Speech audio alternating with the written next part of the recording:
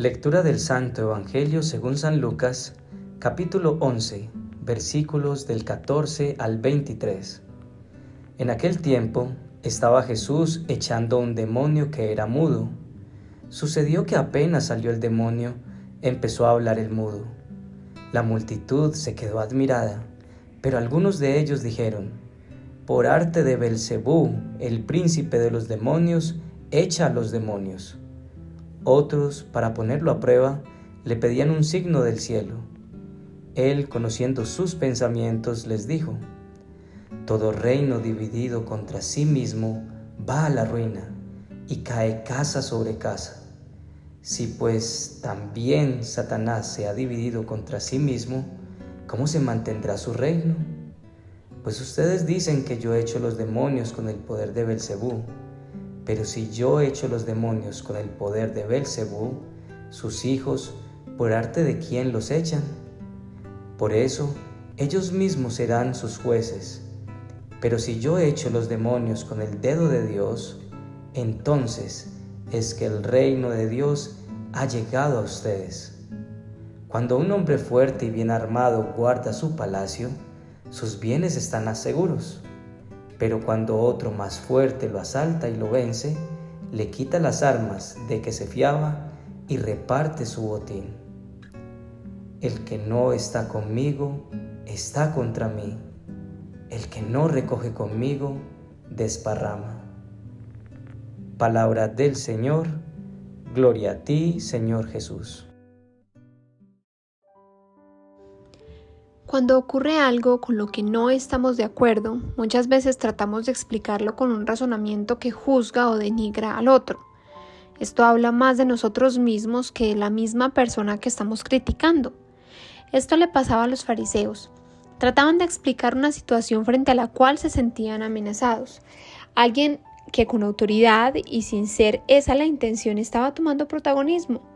Pero sí hemos cometido esos errores como los fariseos. Miremos la hermosa invitación de Jesús. Él los invitó a acercarse y les hablaba en parábolas.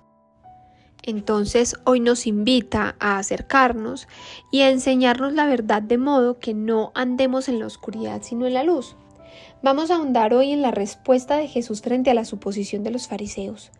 Primero, la envidia nos hace decir lo que no es. Segundo, una familia dividida no puede subsistir. Y tercero, ¿recogemos con Jesús o desparramamos? Primero, la envidia nos hace decir lo que no es. El Evangelio nos dice que al liberar Jesús a un hombre que tenía un demonio, la gente decía que lo había hecho por el poder de Belcebú, el príncipe de los demonios. Entonces Jesús los invitó a acercarse y les hablaba en parábolas diciendo: ¿cómo va a echar Satanás a Satanás? Los escribas no entendían lo que estaba pasando, entonces trataban de dar una explicación a algo que no entendían y de lo cual probablemente, como lo vemos en un contexto más amplio, se sentían amenazados. Como lo decíamos al principio de esta reflexión, diariamente nosotros hacemos conjeturas frente a comportamientos de personas con las que no estamos de acuerdo, sin tener siquiera el contexto para afirmar lo que estamos afirmando. Lo hacemos constantemente con los políticos, los vecinos, los amigos y la familia. Hoy Jesús nos invita a mirarnos a nosotros mismos y a ver más allá para saber qué hay en nosotros, que provoca esos sentimientos y por ende las críticas.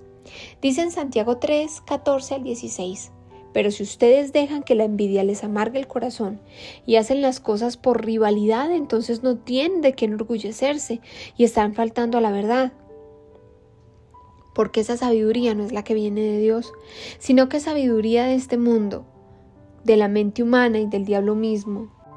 Donde hay envidias y rivalidades, hay también desorden y toda clase de maldad. Camila y Tatiana eran dos hermanas que tenían una relación normal. Sin embargo, Camila sentía rabia hacia Tatiana, un sentimiento que no podía entender muy bien.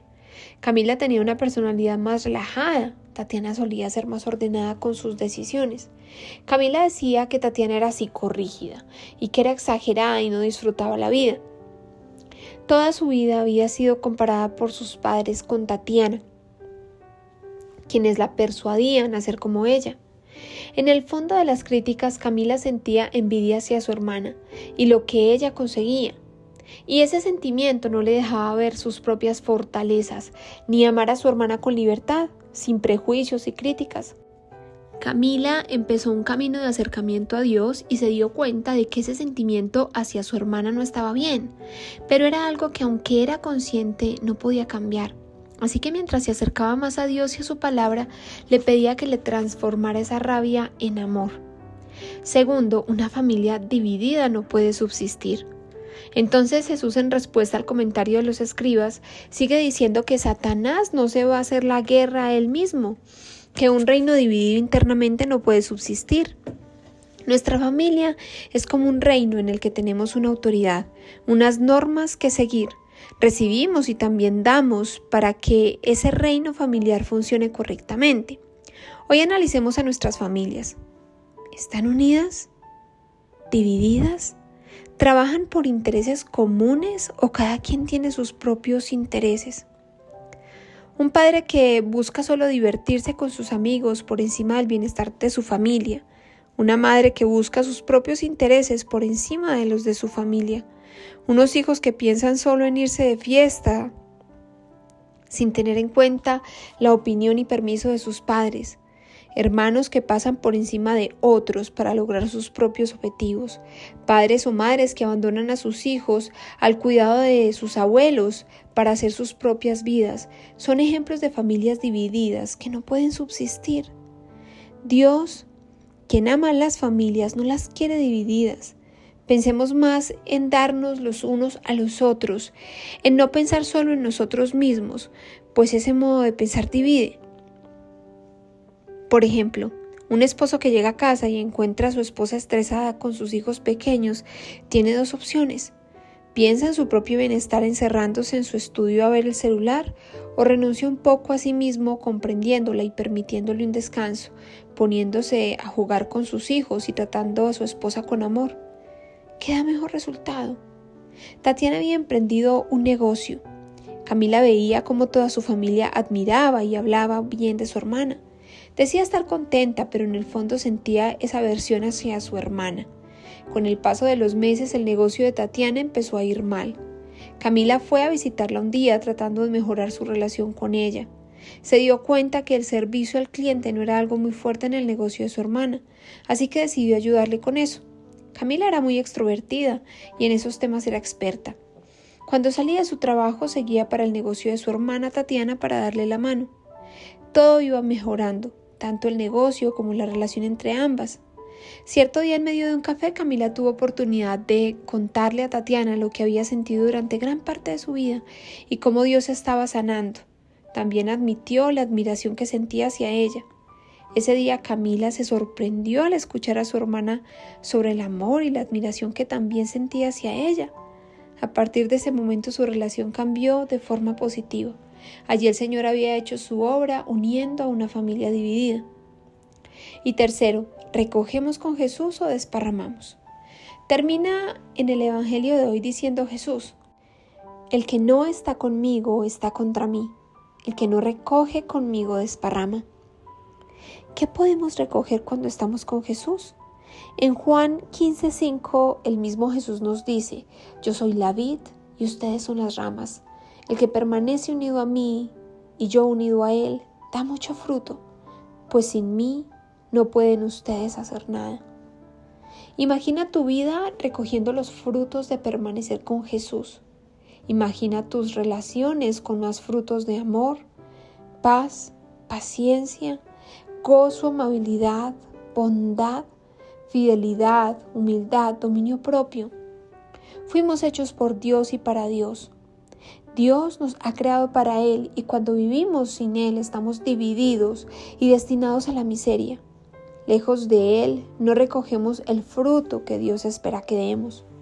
Aunque la relación con su hermana estaba pasando por un buen momento, Camila aún sentía que habían heridas de su infancia que seguían ahí. Camila intentaba por sus propias fuerzas tener una relación genuina y basada en el amor. Sin embargo, aún no era capaz de sentir verdadera felicidad por el éxito de su hermana. Continuaba con el sentimiento de verse amenazada por los logros de Tatiana. Camila decide acudir al sacramento de la confesión y reconocer ese sentimiento. Las palabras del sacerdote y el mover del Espíritu Santo en ella lograron lo que con esfuerzo personal no había podido lograr: ver a su hermana con el verdadero amor y la bondad que solo pudo obtener al buscar y entregarle sus sentimientos a Dios. Esta paz que solo Dios trajo a su vida le transformó por siempre en su relación con su hermana, comprendiendo que aunque son distintas, ambas son valiosas y que solo estando con Dios podían recoger los frutos que transformarían su relación para siempre. Oración. Amado Padre, gracias por tu palabra. Gracias por recordarnos que tú tienes poder de unir lo que el enemigo quiere dividir. Gracias por mostrarnos que muchas veces sentimos nuestra vida segura, pero que la vida nos puede quitar esas seguridades que tenemos en el trabajo, el dinero, la belleza y los bienes materiales. Y que si eso llegara a ocurrir, solo nos quedarías tú.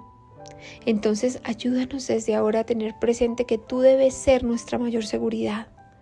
También, Señor, te pedimos que en este proceso de querer vaciarnos del mundo y llenarnos de ti, seamos constantes para que seas tú quien gobierne en nosotros. Amén.